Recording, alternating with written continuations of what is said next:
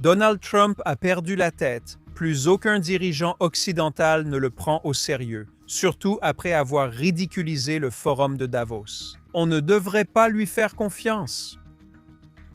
Bonjour, je suis Daniel Seaman et vous regardez Straight Up sur JNS Télévision à Jérusalem, Israël. Eh bien, maintenant que j'ai attiré votre attention avec le titre, restez avec moi. Aujourd'hui, je vais mettre fin au bruit médiatique avec vous et révéler comment les médias nous manipulent et ce qui se passe vraiment. Voici quelques questions soulevées cette semaine sur les événements politiques en cours. Trump a-t-il trahi le peuple iranien? Les États-Unis et Israël risquent-ils une rupture majeure sur Gaza? La romance entre Netanyahou et Trump s'effondre-t-elle et Donald Trump a-t-il perdu la tête?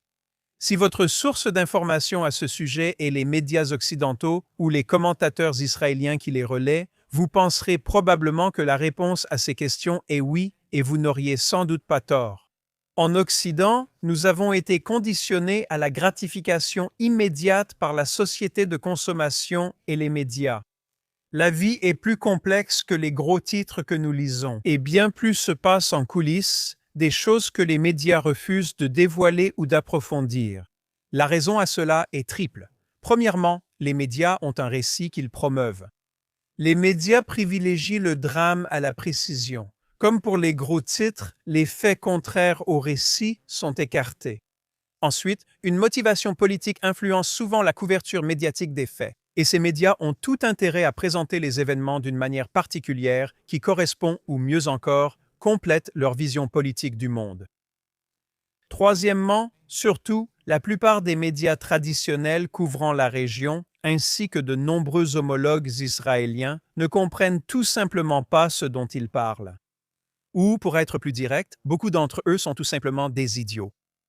J'ai travaillé avec eux des années. J'étais choqué de voir combien ils savaient et comprenaient peu. Même face à des faits contredisant leurs convictions, je souhaite d'abord revenir sur mes premiers commentaires avant d'aborder les problèmes soulevés. C'est le moment pour ceux qui détestent Donald Trump et Israël de partir, car vous n'aimerez pas ce que je vais dire.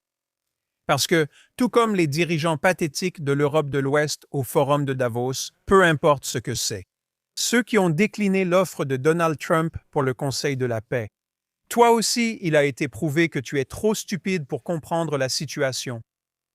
Donald Trump est un leader générationnel comparable à Lincoln, mais honnêtement, il n'y a pas de comparaison. Il fixe une nouvelle norme, comme Netanyahou pour le peuple juif. Ils changent tous les deux la façon dont notre pensée en Occident a été formatée. Je l'ai évoqué dans un podcast précédent. Nous ne devrions donc pas être surpris par la façon dont les dirigeants occidentaux ont réagi à lui, que ce soit maintenant ou au cours des 60 dernières années. Les années ont révélé leur mépris envers lui, ainsi qu'envers ses dictateurs brutaux et chefs terroristes meurtriers. Le monde serait différent aujourd'hui, mais il résiste. Waouh, comme c'est courageux et héroïque de leur part. Les médias vous diront que Trump va changer le monde. Regardez tous ceux qui soutiennent Trump, ce sont des despotes et des dictateurs.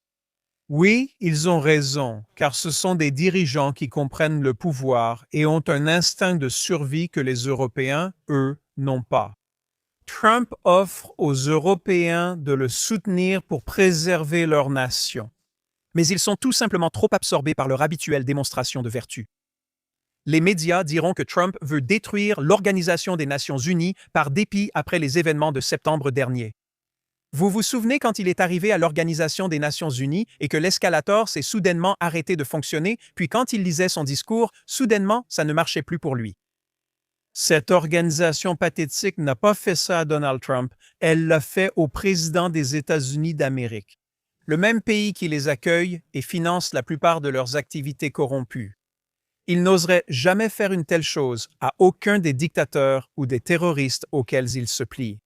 Donc, Donald Trump parle clairement, agit avec fermeté et insiste sur le fait que la responsabilité s'arrête ici maintenant, disant au monde qu'il n'a rien à craindre. Mais craignez les États-Unis, car le peuple américain en a assez. Donald Trump est le leader du monde et fait avancer sa stratégie ainsi que les intérêts des États-Unis. Il comprend que les pays ont leurs propres intérêts et il montre qu'il respecte cela tant que ces pays ne dépassent pas certaines limites. Netanyahou dirige Israël. Nous avons aussi nos intérêts. Donald Trump le respecte et comprend, comme je l'ai dit, qu'il n'y a pas de rupture entre eux. Non seulement Donald Trump et Netanyahou défendent leurs propres intérêts, mais chaque dirigeant dans le monde défend ce qu'il considère être les intérêts de son propre pays. Je donnerai du crédit à Trump qui, en bon homme d'affaires, essaie de faire en sorte que cet effort corresponde aux intérêts de toutes les parties concernées. Et qu'ils le perçoivent ainsi, c'est-à-dire que ce n'est pas seulement ce qu'il veut, mais qu'il croit que c'est quelque chose qui est bénéfique pour leur pays. L'administration américaine a annoncé cette semaine qu'elle créait un comité de paix pour aider à gérer Gaza. C'est un projet en cours, il y aura encore beaucoup de changements. Un titre de Haaretz cette semaine, Israël bloque l'entrée du comité chargé de gérer Gaza selon le plan Trump, affirment les Palestiniens. Haaretz publie pour les ennemis d'Israël. Oui, Israël a un problème avec l'implication du Qatar et de la Turquie dans le désarmement du Hamas à Gaza et la création de conditions pour la reconstruction de Gaza. Les médias taisent que le Qatar et la Turquie ont été les principaux financeurs du Hamas et les ont accueillis, même en leur donnant le statut de réfugiés après le massacre d'octobre. Mais Israël a un problème plus important avec tout le concept de garants internationaux. Cela nous amène à un point que peu de gens hors d'Israël comprennent, surtout pas les diplomates, experts ou éditorialistes. Demander la mise en place d'une force internationale pour prendre le contrôle de Gaza. Israël a déjà emprunté cette voie auparavant, et cela ne s'est jamais bien terminé. Israël a un passé difficile avec les forces étrangères venues assurer la sécurité. Cela se fait parce que les médias occidentaux ont toujours présenté la doctrine militaire d'Israël comme étant d'une certaine manière extrême, inhabituelle ou moralement suspecte. En comparant la stratégie d'Israël à celle d'autres démocraties justifiant leur guerre, aucune différence n'apparaît. Les démocraties ne font la guerre que lorsqu'elles estiment ne pas avoir le choix. Quand la menace est existentielle, que les civils sont visés et que l'idéologie ennemie exclut la coexistence, les démocraties réagissent alors avec clarté morale et détermination stratégique face au danger. C'est exactement ce que fait Israël en ce moment. La doctrine d'Israël, la force écrasante contre un ennemi qui cible les civils, l'insistance sur une victoire décisive, le refus de tolérer une menace génocidaire à ses frontières, c'est exactement ainsi que se comportent les démocraties. Face à des acteurs rejetant les normes de coexistence, les autres démocraties peuvent se défendre. On s'attend à ce qu'Israël encaisse le coup, négocie avec l'attaquant et s'excuse d'avoir survécu. Historiquement, les démocraties n'ont jamais fonctionné ainsi. Israël est la seule démocratie à mener une guerre existentielle sous un regard mondial qui déforme délibérément ses actions, motivations et droit à se défendre. Les médias traitent Israël différemment des autres démocraties, car ses ennemis ont acquis une certaine maîtrise. Jamais aucun adversaire n'a pu façonner le récit plus vite que les faits ne soient vérifiés. Ils emploient images, influenceurs et manipulations émotionnelles comme armes, submergeant le journalisme traditionnel. Pendant ce temps, le Hezbollah creusait des bunkers littéralement à quelques dizaines de mètres des positions des forces des Nations Unies, et ils n'ont pas levé le petit doigt. Pourquoi? Ils savaient que les forces de défense israéliennes ne les attaqueraient pas, car Israël respecte les règles. Et parce que certains de ces pays, y compris la France, étaient plus intéressés à afficher une hostilité politique qu'à arrêter le terrorisme. Alors, quand les gens parlent d'envoyer une force multinationale à Gaza, nous savons que la réalité sera très différente de ce que l'Occident imagine. Proposer une telle force limitera, comme toujours, la capacité d'Israël à se défendre. Les nations concernées publieront de faux rapports accusant Israël de rompre les cessez-le-feu et le tiendront responsable à chaque tir du Hamas. Au mieux, une force internationale nous entrave, au pire, elle coopère avec les groupes terroristes que nous combattons. Cela s'est déjà produit et le public israélien en a assez. Ceci illustre l'incompréhension mondiale au cœur du conflit. Croire qu'Israël peut confier sa sécurité à ceux qui ne partagent pas ses risques, ne comprennent pas la réalité et ne paient pas le prix en cas d'échec, les Israéliens savent que ce n'est pas vrai. nous en avons subi les conséquences. Quelqu'un pense-t-il vraiment que Gaza peut simplement être confié à un comité neutre, professionnel, apolitique et technocratique, comme il l'appelle? Comme s'il s'agissait d'un conseil municipal scandinave venant gérer le recyclage ou les lois de zonage. Ils ne sont pas naïfs, ils mentent. Ce week-end, ce soi-disant comité de technocrates a été dévoilé et immédiatement présenté au monde comme un groupe de Palestiniens indépendants sans aucun lien organisationnel. Une rupture avec le Hamas, un nouveau départ, un organe dirigeant responsable, mais ce n'est pas le cas. Omri Haïm d'Israël. La chaîne 14 a révélé que les membres du comité ne sont pas des administrateurs neutres. Ce sont des personnes qui, au fil des années, ont rencontré des hauts responsables du Hamas. Ces responsables font l'éloge des terroristes qui ont assassiné des Israéliens et ont ouvertement adopté le fantasme violent du droit au retour. Certains ont déjà rencontré la direction du Hamas à Gaza. Selon les médias arabes, la réunion portait sur la coopération entre les mouvements de résistance palestiniens sur toutes les questions nationales. Ce groupe est désormais présenté comme alternative neutre au Hamas. C'est précisément ce malentendu ou cet aveuglement volontaire qu'Israël dénonce sans cesse. L'Occident continue de chercher une solution technocratique, une réparation managériale, un comité qui pourrait, comme par magie, stabiliser Gaza. Mais les personnes proposées ne sont ni neutres, ni indépendantes, ni engagées pour la paix. Elles appartiennent au même écosystème idéologique que le Hamas. Elles manquent de pragmatisme, de réalisme et de neutralité. Le Conseil pour la paix de Trump vise plus grand. Il ne s'agit pas que de Gaza ou du Moyen-Orient après la guerre d'octobre, c'est lié au nouvel ordre mondial en développement. Voilà la vision d'ensemble, d'où un désaccord avec Israël, surtout sémantique et secondaire. Israël n'est pas opposé à l'idée. Il veut simplement que les plans de Trump tiennent compte non seulement des préoccupations, mais aussi qu'ils ne répètent pas les erreurs que nous avons connues avec les échecs de l'ancien ordre mondial. Les médias traditionnels essaient sans cesse d'analyser le comportement politique, en particulier le comportement politique américain, à travers l'ancien manuel diplomatique. Des processus, un langage et des résultats prévisibles, mais le monde ne fonctionne plus ainsi. Mayor Alouche, commentateur israélien, évoque ce point dans un post publié cette semaine. Alouche va droit à l'essentiel.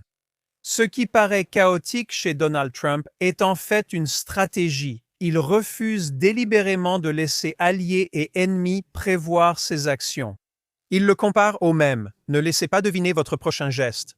Il montre que l'imprévisibilité de Donald Trump sur le Groenland, le Venezuela et l'Iran n'était pas due au hasard. C'est une ambiguïté maîtrisée qui oblige son entourage à s'arrêter, hésiter et revoir leurs suppositions.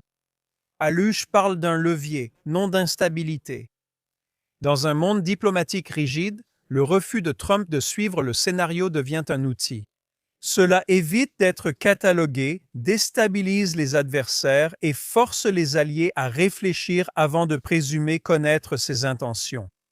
L'intuition d'Alouche est simple et puissante. Ce n'est pas le chaos, c'est du contrôle. Et pour Trump, cela fonctionne, et je cite, comme une brise fraîche sur le sol du Groenland. Et Alouche continue. Cela compte pour nous en ce moment. Si vous analysez la relation Israël-États-Unis avec la diplomatie traditionnelle, vous passerez à côté. Les médias se trompent constamment.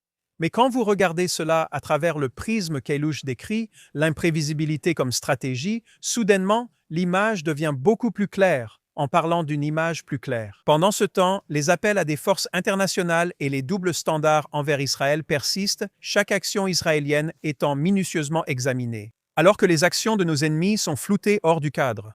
Israël et le peuple juif affrontent un front ancien, bien avant la guerre actuelle et le dernier drame diplomatique. Ceci reflète la perception globale des Juifs dans le monde. La haine des Juifs augmente actuellement partout dans le monde. Le journaliste israélien Eldad Beck, que j'ai déjà interviewé dans le podcast, évoque ce sujet dans un article récent. Il s'interroge « Pourquoi l'antisémitisme nous surprend-il toujours quand il réapparaît ?» Pour une raison simple, écrit-il, nous le traitons avec désinvolture comme une maladie à soigner avec un médicament, quelque chose à combattre et vaincre. L'antisémitisme est une maladie, affirme-t-il, mais elle ne peut être vaincue. Nous devons la combattre, car tant qu'il y aura des Juifs, l'antisémitisme existera. La vague actuelle de cette maladie, inédite par son ampleur mondiale, n'a pas encore atteint son pic, ajoute Eldad Beck. Pourquoi l'antisémitisme surprend-il? Parce qu'à chaque fois qu'il s'affaiblit, nous nous convainquons que le monde a tiré les leçons des conséquences horribles de cette maladie et que le sang juif versé a finalement modifié l'attitude des non-juifs envers eux. Israël, qui a été créé pour permettre aux Juifs de vivre sans l'antisémitisme des sociétés environnantes, dans l'hypothèse que cela résoudrait le problème de l'antisémitisme, a pris l'habitude de traiter l'antisémitisme à la légère, comme si la simple existence d'Israël signifiait que l'antisémitisme n'existait plus. Il affirme que l'éducation ici ne traite pas vraiment l'antisémitisme et que les médias israéliens négligent ce sujet, sauf lors d'épisodes impossibles à ignorer.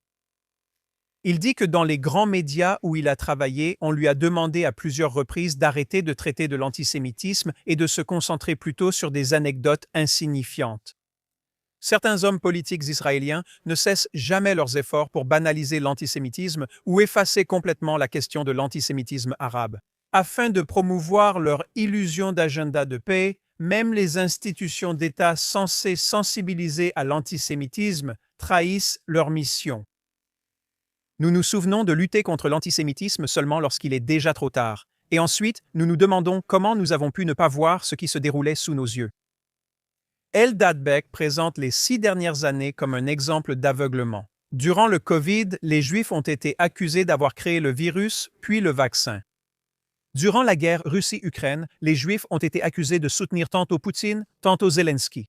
Et après octobre, la vague la plus dangereuse de toutes a commencé, celle qui inverse instantanément la victime et l'agresseur, celle qui recycle l'idéologie nazie et l'applique à la plus grande communauté juive de la planète, les Juifs d'Israël. Cette vague, prévient-il, ne concerne pas seulement la haine, elle vise notre élimination. Et le schéma est familier? Cela suit le scénario écrit par les nazis, criminaliser et diaboliser l'État juif, l'isoler par des boycotts et des exclusions, normaliser l'idée que sa destruction est justifiée. Et une fois qu'Israël tombera, selon cette logique, il sera plus facile de s'occuper du reste des Juifs dans le monde. Pourquoi sommes-nous toujours surpris? Sous-estimons-nous l'antisémitisme? Nous pensons pouvoir le vaincre au lieu de le contenir, l'anticiper et s'y préparer. Et l'avertissement d'Eldad Beck est clair. Nous savons bien éteindre les incendies après leur début. Nous construisons mal des murs ignifuges avant l'allumage. Je vous laisse sur cette réflexion en espérant une meilleure compréhension de notre environnement. Je vous retrouve la prochaine fois en direct des studios JNS Télévision à Jérusalem. Je suis Daniel Simon. Merci de votre attention.